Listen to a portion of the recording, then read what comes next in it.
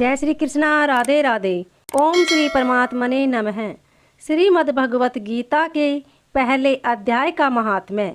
श्री पार्वती जी ने कहा, भगवान आप सब तत्वों के ज्ञाता हैं। आपकी कृपा से मुझे श्री विष्णु संबंधी नाना प्रकार के धर्म सुनने को मिले जो समस्त लोक का उद्धार करने वाले हैं। देवेश, अब मैं गीता का महात्म्य सुनना चाहती हूँ, जिसका श्रवण करने से श्री हरि में भक्ति बढ़ती है। श्री महादेव जी बोले, जिनका श्री विग्रह अलसी के फूल की भांति श्याम वर्ण का है, पक्षीराज गरुड़ ही जिनके वाहन है, जो अपनी महिमा से कभी च्युत नहीं होते तथा शेषनाग की सैया पर शयन करते हैं, उन भगवान महाविष्णु की हम उपासना करते हैं। एक समय की बात है, मूर दैत्य के नाशक भगवान विष्णु शेषनाग के रमणीय आसन पर सुखपूर्वक विराजमान थे। उस समय समस्त लोगों को आनंद देने वाली भगवती लक्ष्मी जी ने आदर पूर्वक प्रश्न किया।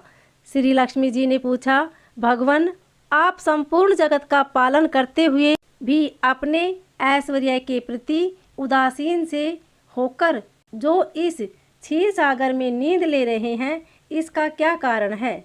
श्रीमद् भगवान बोले, सुमुखी, मैं नींद नहीं लेता हूँ, अपितु तत्व का अनुसरण करने वाली अंतर्दृष्टि के द्वारा अपने ही महेश्वर तेज का साक्षात्कार कर रहा हूँ। देवी, यह वही तेज है जिसका योगी पुरुष कुशाग्रह बुद्धि के द्वारा अपने अंतःकरण में दर्शन करते हैं तथा जिसे मीमांसक विद्वान वेदों का सार तत्व निश्चित करते हैं। वह महेश्वर तेज एक अजर प्रकाश स्वरूप आत्म रूप रोग शोक से रहित अखंड आनंद का पुंज निष्पन्द तथा द्वैत रहित है। इस जगत का जीवन उसी के अधीन है, मैं उसी का अनुभव करता हूँ। देवेश्वरी, यही कारण है कि मैं तुम्हें नींद लेता सा प्रतीत हो रहा हूँ। श्री लक्ष्मी जी ने कहा, ऋषिकेश, आप ही योगी पुरुषों के ध्येय हैं, आपके अतिरिक्त भी कोई ध्यान करने योग्य तत्व है, यह जानकर मुझे बड़ा कौतूहल हो रहा है। इस चराचर जगत की सृष्टि में संहार करने वाले स्वयं आप ही हैं, आप सर्वसमर्थ हैं। इस प्रकार की स्थिति में होकर भी यदि आप उस परम तत्व से भिन्न हैं तो मुझे उसका बोध कराइए।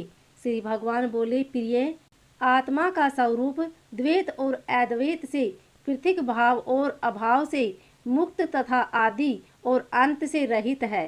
शुद्ध ज्ञान के प्रकाश से उपलब्ध होने वाला तथा परमानंद स्वरूप होने के कारण एकमात्र सुंदर है। वही मेरा ईश्वरीय रूप है। आत्मा का एक तव ही सबके द्वारा जानने योग्य है। गीता शास्त्रों में इसी का प्रतिपादन हुआ है। अमित तेजस्वी भगवान विष्णु के ये वचन सुनकर लक्ष्मी देवी ने शंका उपस्थित करते हुए कहा, भगवान, यदि आपका स्वरूप स्वयं परमानंद में और मन वाणी की पहुँच के बाहर है तो गीता कैसे उसका बोध कराती है? मेरे इस संदेह का आप निवारण कीजिए। श्री भगवान बोले, सुंदरी सुनो, मैं गीता में अपनी स्थिति का वर्णन करता हूँ। कर्मशः 5 अध्यायों को तुम 5 मुख जानो, 10 अध्यायों को 10 भुजाएं समझो तथा 1 अध्याय को उदर और 2 अध्यायों को दोनों चरण कमल जानो। इस प्रकार यह 18 अध्यायों की वाड्मयी ईश्वरीय मूर्ति ही समझनी चाहिए। यह ज्ञान मात्र से ही महान पातकों का नाश करने वाली है। जो उत्तम बुद्धि वाला पुरुष गीता के 1 या आधे अध्याय का अथवा 1 आधे या चौथाई श्लोक का भी प्रतिदिन अभ्यास करता है, वह सुशर्मा के समान मुक्त हो जाता है। श्री लक्ष्मी जी ने पूछा, देव, सुशर्मा कौन था, किस जाति का था और किस कारण से उसकी मुक्ति हुई? श्री भगवान बोले, प्रिय, सुशर्मा बड़ी खोटी बुद्धि का मनुष्य था। पापियों का तो वह शिरोमणि ही था। उसका जन्म वैदिक ज्ञान से शून्य एवं कुकृतापूर्ण कर्म करने वाले ब्राह्मणों के कुल में हुआ था। वह न ध्यान करता था, न जप, न होम करता था, न अतिथियों का सत्कार करता था। वह लंपट होने के कारण सदा विषयों के सेवन में ही आसक्त रहता था। हल जोतता और पत्ते बेचकर जीविका चलाता था। उसे मंदिरा पीने का व्यसन था तथा वह मांस भी खाया करता था।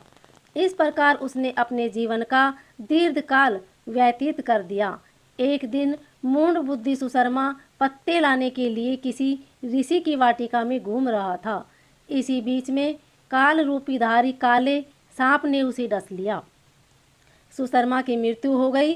तदंतर वह अनेक नरकों में जा वहां की यातनाएं भोगकर मृत्युलोक में लौट आया और वहां बोझ ढोने वाला बैल हुआ।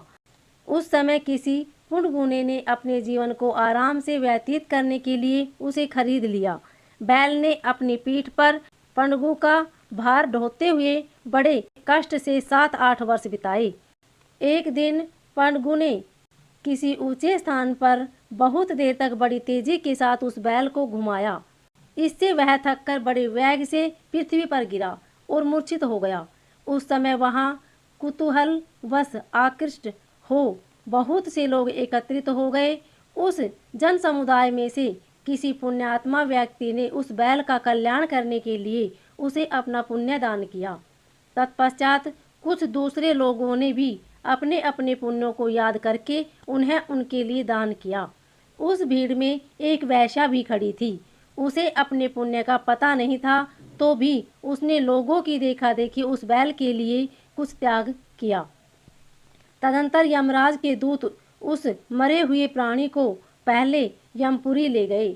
वहां यह विचार कर कि यह वेश्या के दिए हुए पुण्य से पुण्यवान हो गया है, उसे छोड़ दिया गया। फिर वह भूलोक आकर उत्तम कुल और सील वाले ब्राह्मणों के घर में उत्पन्न हुआ। उस समय भी उसे अपने पूर्व जन्म की बातों का स्मरण बना रहा। बहुत दिनों के बाद अपने ज्ञान को दूर करने वाले कल्याण तत्व का जिज्ञासु होकर वह उस वैश्या के पास गया और उसके दान की बात बतलाते हुए उसने पूछा, तुमने कौन सा पुण्य दान किया था? वैश्या ने उत्तर दिया, वह पिंजरे में बैठा हुआ तोता प्रतिदिन कुछ पढ़ता है, उससे मेरा अंत करण पवित्र हो गया। उसी का पुण्य मैंने तुम्हारे लिए दान किया था। इसके बाद उन दोनों ने तोते से पूछा। तब उस तोते ने अपने पूर्व जन्म का स्मरण करके प्राचीन इतिहास कहना आरंभ किया। सुख बोला, पूर्व जन्म में मैं विद्वान होकर भी विद्वता के अभिमान से मोहित रहता था। मेरा राग द्वेष इतना बढ़ गया था कि मैं गुणवान विद्वानों के प्रति भी ईर्ष्या भाव रखने लगा। फिर समय अनुसार मेरी मृत्यु हो गई और मैं अनेकों घृणित लोकों में भटकता फिरा। उसके बाद इस लोक में आया। सदगुरु की अत्यंत निंदा करने के कारण तोते के कुल में मेरा जन्म हुआ। पापी होने के कारण छोटी अवस्था में ही मेरा माता पिता से वियोग हो गया। एक दिन मैं ग्रीष्म ऋतु में तपे हुए मार्ग पर पड़ा था। वहां से कुछ श्रेष्ठ मुनि मुझे उठा लाए और महात्माओं के आश्रम के भीतर एक पिंजरे में उन्होंने मुझे डाल दिया। वहीं मुझे पढ़ाया गया। ऋषियों के बालक बड़े आदर के साथ गीता के प्रथम अध्याय की आवृत्ति करते थे। उन्हीं से सुनकर मैं भी बारंबार पाठ करने लगा। इसी बीच में एक चोरी करने वाले बहेलिये ने मुझे वहां से चुरा लिया। तत्पश्चात इस देवी ने मुझे खरीद लिया। यही मेरा वृत्तांत है जिसे मैंने आप लोगों से बता दिया। पूर्व काल में मैंने इस प्रथम अध्याय का अभ्यास किया था, जिससे मैंने अपने पाप को दूर किया है। फिर उसी से इस वैश्य का भी अंतकरण शुद्ध हुआ है और उसी के पुण्य से ये द्विज श्रेष्ठ सुशर्मा भी पाप मुक्त हुए हैं। इस प्रकार परस्पर वार्तालाप और गीता के प्रथम अध्याय के महात्म्य की प्रशंसा करके वे तीनों निरंतर अपने अपने घर पर गीता का अभ्यास करने लगे। फिर ज्ञान प्राप्त करके वे मुक्त हो गए। इसलिए जो गीता के प्रथम अध्याय को पढ़ता, सुनता तथा अभ्यास करता है, उसे इस भवसागर को पार करने में कोई कठिनाई नहीं होती। तो ये था श्रीमद् भगवत गीता का पहला महात्म्य अध्याय। अगर आपको हमारी यह वीडियो अच्छी लगे तो कमेंट में ओम नमो भगवते वासुदेवाय जरूर लिखें। चैनल को सब्सक्राइब करें, बेल आइकन को प्रेस करें, वीडियो को लाइक शेयर जरूर करें। ओम नमो भगवते वासुदेवाय।